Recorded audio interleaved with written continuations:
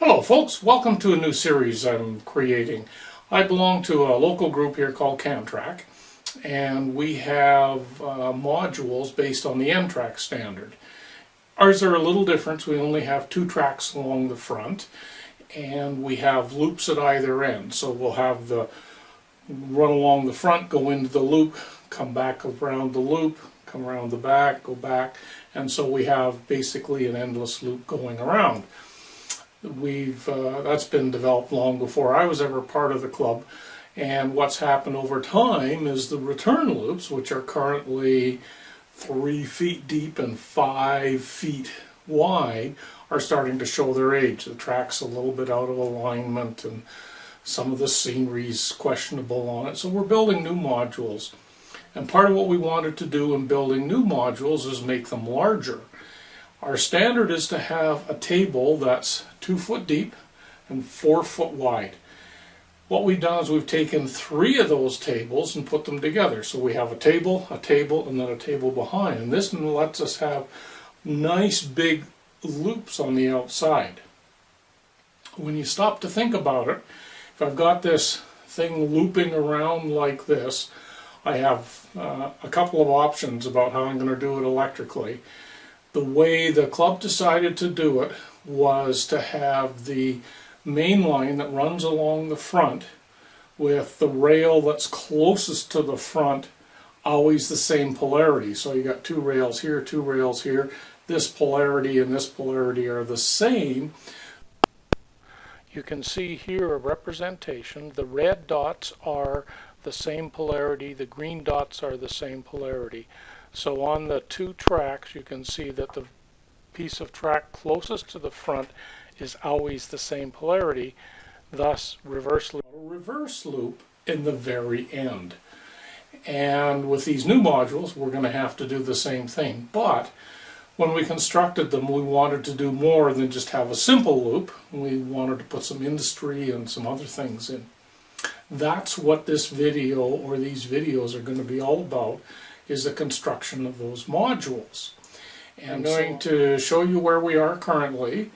I didn't start this video until partways through our construction, so you won't be able to see everything at the beginning, but you'll get a good idea.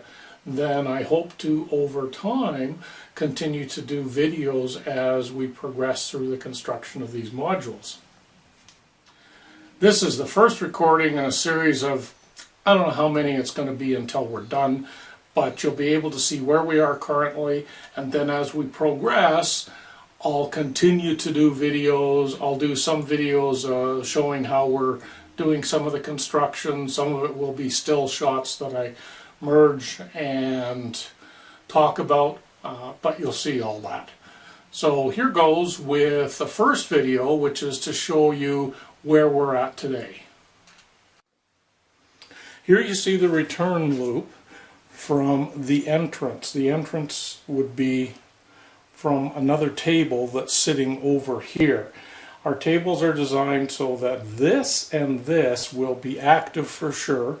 These 2 are optional tracks, which means that as the train comes in, it'll come in where this car is, it'll come along. An option will be to take these 2 turnouts and use this siding. Siding goes all the way down here.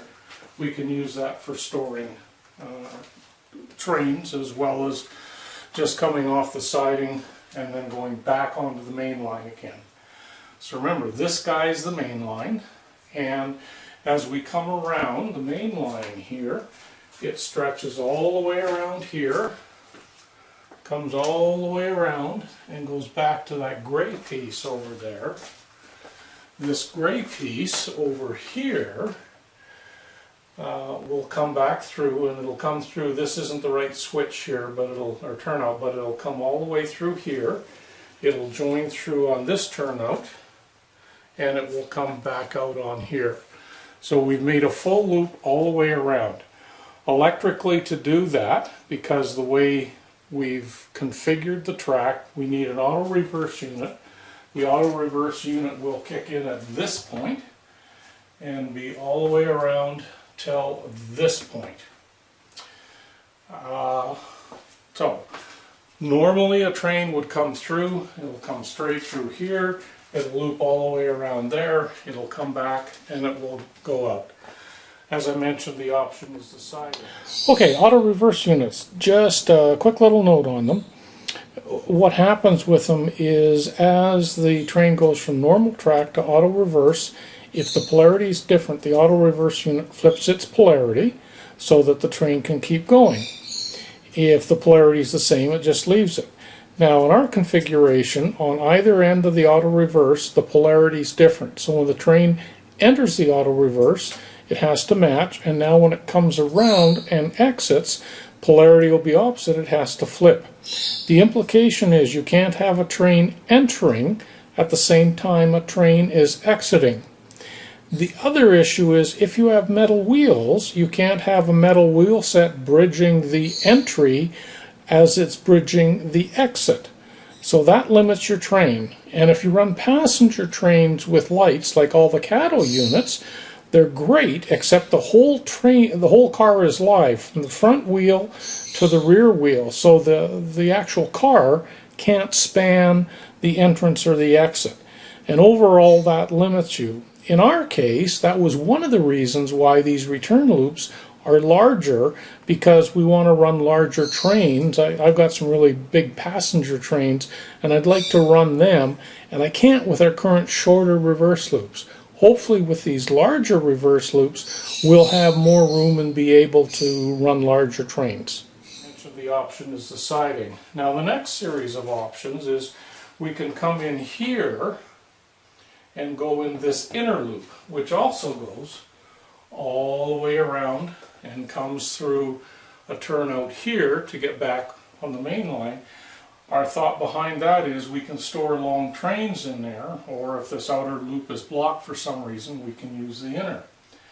From there, we can also, instead of taking that loop, we can take this track, which will go to the roundhouse, which will service, the turntable, which will service this roundhouse, tracks beside it, engine facility, tracks, small track, and so from an entrance perspective it'll come in that way. From an exit perspective, we can come out this way, through turnout, through turnout, through turnout, and we're exiting there. And optionally, if you come out through this other way, you can come out, there's a bit of a siding here, you can take maybe some maintenance or work vehicles or something there. The final thing that you can do is if you go through the main loop all the way around, you can take this turnout, which will be a large number, right, and go to this engine repair facility, which comes through a series of turnouts. There's 4 tracks inside, and we'll refurb this building. There's going to be 2 tracks here and 2 tracks here, so we'll be able to park pretty much whatever we want on there. At this point in time, we've got the cork laid. I laid, this is the darker cork is 3 mil. The lighter cork, which has all been covered in spackle, is 5 mil. So in areas like here, it transitions from 5 down to 3. So that had to be sanded in this area, had to be sanded in this area. And then here, where we've got 1, 2, 3 tables all meeting together, we needed a way of trying to position something in there to eliminate as many derailments as possible. And we came up with a removable section that looks like this. Now, you'll recognize it's just PCB board, which is nice and strong, fiberglass. On top there's some cork, and it's normally 3 mil. It had to be sanded down in order to meet with the cork here. It's held in place by these here. You can see they're plastic, 1/4-inch screws, which just goes through the holes, and then it goes into little bolts that we've put in here so we can screw that in and hold it. That way we can take it out. From an electrical perspective, This is going to be part of these reverse loops, so we plan to drill holes in here, drop wires, and connect everything underneath. That's the stage we're at now. I'm going to show you a little bit closer detail of these tables so you can see what they're like, which means removing this guy.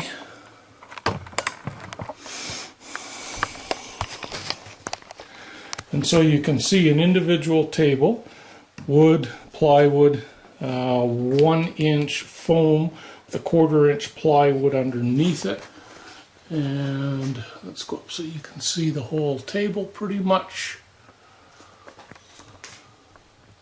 You can see there's plywood on each side here with the foam, and then back there foam and another strip of plywood. This plywood along here, it's all screwed together. We have table legs that we'll go down to the corner here and show you, so you can see the table legs with eye bolts on the end in order to screw them in and out for height adjustment. And these guys, you can see some hardware up in here. These fold up, so for transportation we can fold them up. We had somebody construct all of these, one of the members of the club, and then club pays for all the materials. From there we start constructing everything on it. In order to develop this, we initially used scarm, if you're familiar with it.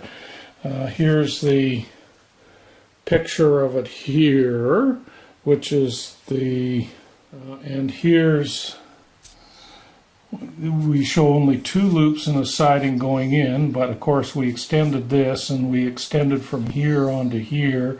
There's the engine house, there's these guys. We've moved this turnout back up to here. Got an engine house here, we have an extra turnout there. We got more stuff going on, and then the loop here.